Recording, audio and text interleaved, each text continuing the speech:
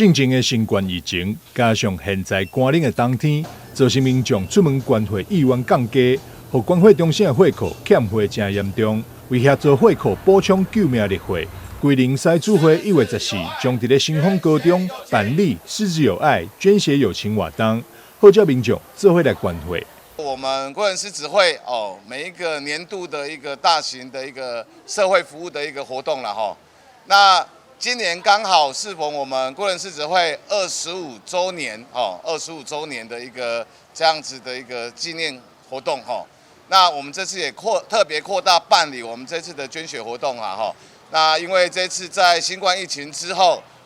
那又加上我们在冬季这个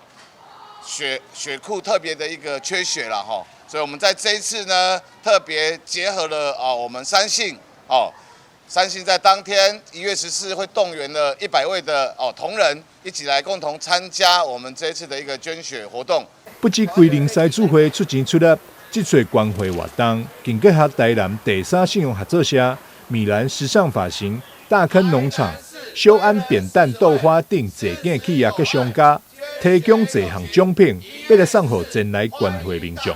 在这次的活动里面，我们的伴手礼非常丰富，有我们台南的关帽面我们也准备了我们那个台南非常有名的修安的扁冻豆花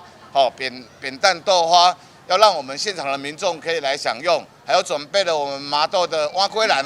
的蛙龟还有我们很多的那个在地的冷饮。那当天呢，我们也邀请了我们米兰时尚发型来做义检的一个活动，那也有请我们那个属立医院来帮我们的民众做义检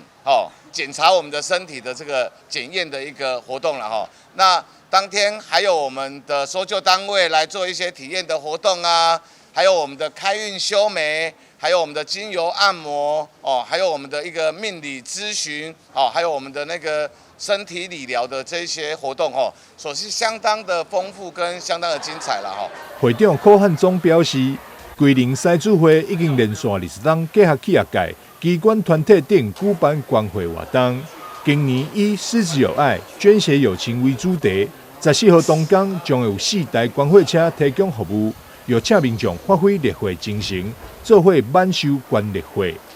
记者张世维采访报道。